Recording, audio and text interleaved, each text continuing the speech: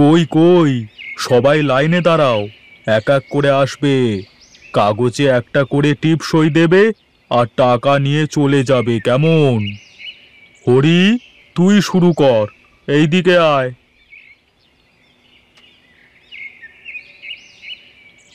এই নে, এই কাগজে একটা টিপ সই দে। বেশ বেশ, কর্তা, ওকে ও টাকা দিয়ে দেন। এই নে হরি, তোর টাকা। ভালো করে চাষ করে তারপর সুদে আসলে ফেরত দিবি, কেমন?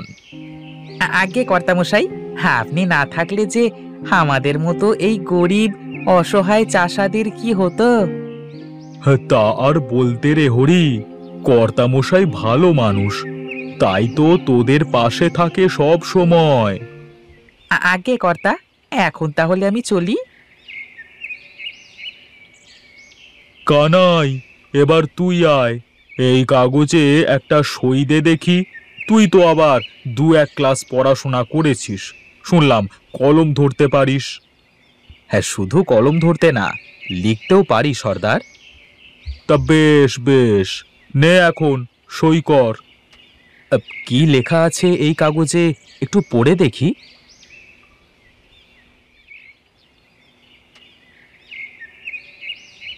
একই কথা, কাগজে যা লেখা আছে তাতে তো আমার চাষের অর্ধেক কর্তামশাইকে দিয়ে দিতে হবে। তাই তো লেখা আছে, এই জন্যই তো কর্তা চাষ করবার জন্য টাকা দিচ্ছে। না না, তা কি করে হয়?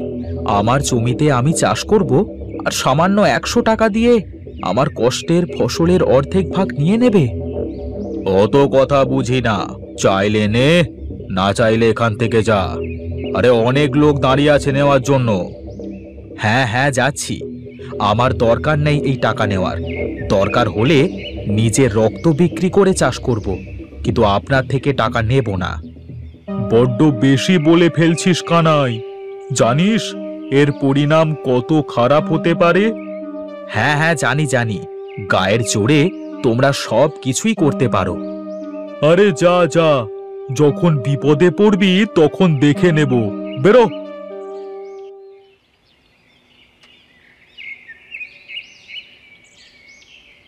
কি গো, তোমার অমন লাগতেছে কেন? মুখ দিয়ে ধুমো উড়ে যাচ্ছে মনে হচ্ছে।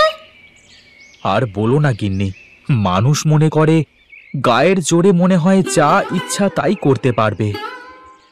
আহা, কি হয়েছে সেটা তো আগে বলো।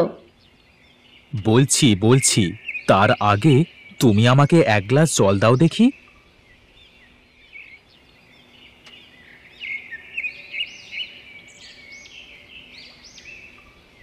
এই নাও জল। এবার বলো কি হয়েছে। কর্তামশাইয়ের কাছে গেলাম কটা টাকা আনতে, বুঝলে, যে চাষের জন্য বীজ সার কেনা লাগবে, সেটাই পূরণ করব। তা সে কিনা কাগজে সই করে টাকা দিচ্ছে। তাতে সমস্যা কি? টাকাটা দেশে তার প্রমাণ রাখে দিচ্ছে। প্রমাণ? প্রমাণ না ছাই, ওই কাগজে কি লেখা আছে জানো গিন্নি?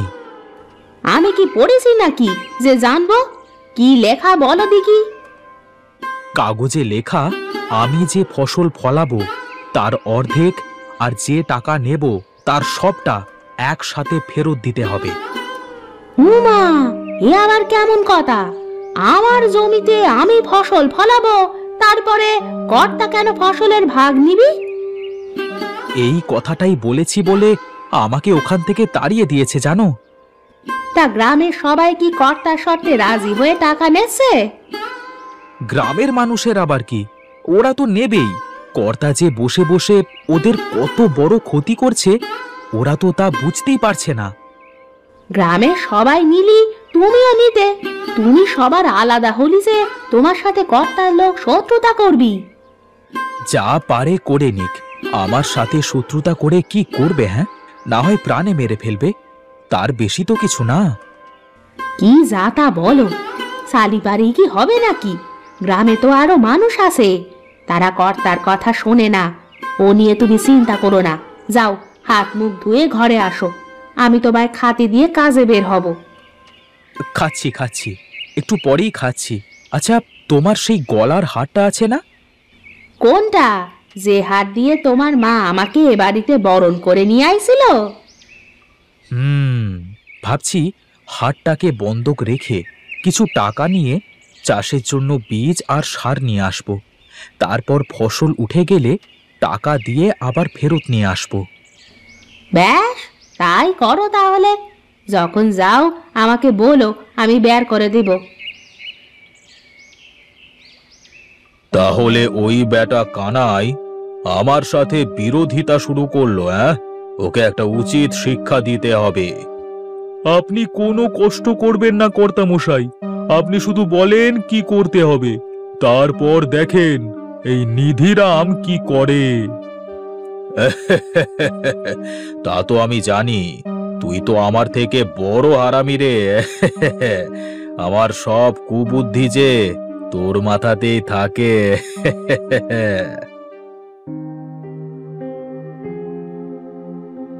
কি হলো, অমন অট্ট হাসি হাসছো যে? ও কিছু না, তুমি বুঝবে না। দাও দাও, চাটাকে দাও। আচ্ছা কর্তা, এখন তাহলে আমি আসি। কোথায় যাবে? বিশেষ কোনো কাজ আছে নাকি তোমার?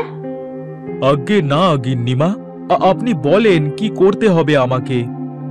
গ্রামের মধ্যে গিয়ে একটু খোঁজ করো, কার বাড়িতে ভালো গাভী আছে, তার থেকে প্রতিদিন দুধ নেওয়ার ব্যবস্থা করে এসো। ঠিক আছে গিন্নিমা, আমি এখন যাচ্ছি।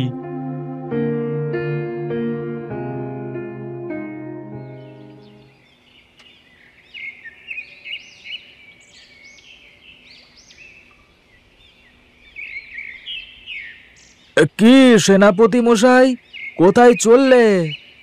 কি রে, আমাকে একেবারে সেনাপতি বানিয়ে দিলি? তাছাড়া কি, তুমি তো কর্তা মশাইয়ের সেনাপতি। হ্যাঁ, তোমাকে দিয়েই তো কর্তা সব করায়। হ্যাঁ, তা যা বলেছিস। তা হ্যাঁ রে, তা গ্রামের মধ্যে সবার থেকে ভালো গরুর দুধ পাওয়া যাবে কার থেকে বলতো দেখি? গিন্নিমা বলেছে ভালো দুধ হতে হবে, বুঝলি? ও আচ্ছা, এই ব্যাপার। তাহলে পারো তো তুমি ওই কানাইয়ের বাড়িতেই যাও, বুঝলে? ওর গরুর দুধ গ্রামের সবার থেকে ভালো। এই রে, কেলো হয়ে গেল। ওর সাথে কি আর হবে? কি আর করবার, গিন্নিমার জন্য ভালো দুধ নিতে হলে তো তোমাকে যেতেই হবে, তাই না? কি আর করার, যাই দেখি কি বলে।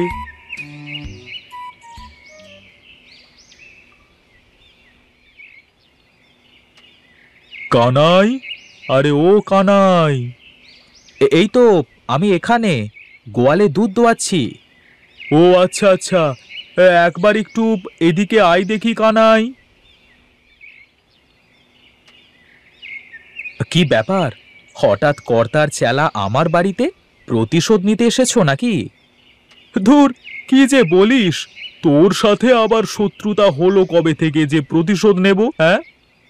তাহলে কি বলবে বলো দেখি শুনি। শুনলাম তোর গরুর দুধ নাকি গ্রামের সবার থেকে ভালো। তা গিন্নিমার জন্য প্রতিদিন দুধ লাগবে, তোকে দুধ দিতে হবে ভাই। বেশ বেশ, এ তো ভালো কথা, কিন্তু কথা হলো আমাকে কিন্তু 2 টাকা সের দুধের দাম দিতে হবে, আর 100 টাকা অগ্রিম দিতে হবে। না না, তা কেন হবে? তুই প্রতিদিন গিয়ে দুধ দিয়ে আসবি আর দুধের দাম নিয়ে আসবি। কোনো টাকা আগে ভাগে আমরা দিতে পারবো না ভাই। আমারও দুধ বিক্রি করা লাগবে না, তুমি এখন যাও তো, আমাকে কাজ করতে দাও। বুঝেছি, প্রতিশোধ আমি না তুই নিচ্ছিস। আচ্ছা ঠিক আছে, কাল থেকে দুধ দিয়ে আসিস রোজ।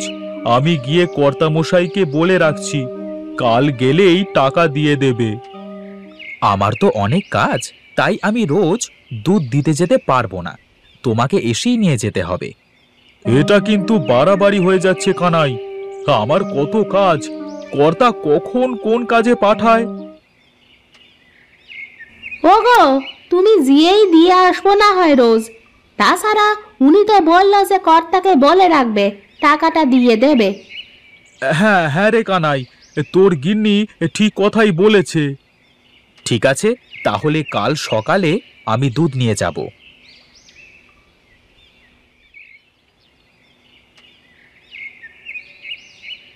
বাড়িতে কেউ আছেন? ভিতরে কেউ আছেন? গিন্নিমা, আমি কানাই, দুধ নিয়ে এসেছি। ও আচ্ছা, ভেতরে আসো। দাও দাও, এটাতে ঢেলে দাও। কে এসেছে গিন্নি? আগে আমি কর্তা, আমি কানাই, গিন্নিমাকে দুধ দিতে এসেছি।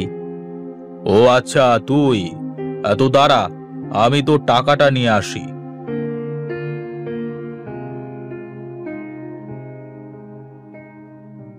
এই নে তোর 2 টাকা। কিন্তু কর্তা, আমাকে তো 100 টাকা অগ্রিম দেওয়ার কথা ছিল। 100 টাকা অগ্রিম নিবি তো কাগজে সই করে নিয়ে যা। থাক থাক, লাগবে না আমার টাকা, আর কাল থেকে আমি দুধ দিতে আসতে পারবো না, এই বলে গেলাম। আরে আরে দাঁড়াও, কি হয়েছে? দেখেন না গিন্নিমা, আমাকে 100 টাকা অগ্রিম দেওয়ার কথা, আর আমি তো রোজ আসছি দুধ দিতে। না হয় আমার দুধের দাম 2 টাকা থেকে রোজ ওই 100 টাকা শোধ করে দেব। ঠিকই তো বলেছে ও, দিয়ে দাও না ওকে 100 টাকা। ওকে তো রোজ 2 টাকা করে দেওয়াই লাগবে। হ্যাঁ হ্যাঁ গিন্নি, দিচ্ছি দিচ্ছি। এই নে তোর 100 টাকা। রোজ ঠিক মতো এসে দুধটা দিয়ে যাস। কই গো গিন্নি, কোথায় তুমি? এই তো আমি ঘরের মধ্যে। কি ব্যাপার, খুব খুশি খুশি মনে হচ্ছে? খুশি হব না? এই দেখো 100 টাকা, কর্তার পকেটের টাকা। আর এই দেখো দুধের দাম 2 টাকা। বেটা আমাকে ঠকাতে চায়, তাই না? এখন দেখো আমি কিভাবে ওকে ঠকাই। না গো, কাউকে ঠকানো ভালো না। তুমি কাউকে ঠকাবে না। কিন্তু কর্তা তো ফাঁকি দিয়ে গ্রামের মানুষকে দিনের পর দিন ঠকাচ্ছে। যে যেমন কর্ম করবে তেমন ফল পাবে। তুমি খালি খালি কেন পাপ করবে? ঠিক বলেছ গিন্নি, আমি তো এত সময় বুঝিনি। যাক, তোমার গহনাটা তাহলে আর বিক্রি করা লাগবে না। এই টাকা দিয়ে সার বীজ এনে চাষটা শুরু করি। হ্যাঁ, আর রোজ গিন্নি মায়ের জন্য দুধ নিয়ে যেতে ভুলবে না। যদি তুমি তাদের সাথে ভালো ব্যবহার করো, তাহলে দেখবে কর্তামশাই গিন্নিমা আমাদেরকে অনেক সাহায্য করবে। তোমার মাথায় তো মেলা বুদ্ধি, আমি তো আগে জানতাম না। যাও যাও, এখন আমার জন্য কয়টা খাবার আনো, খুব খিদে লেগে গেছে। টাকা তুমি কার? যখন যার পকেটে থাকো তখন তার।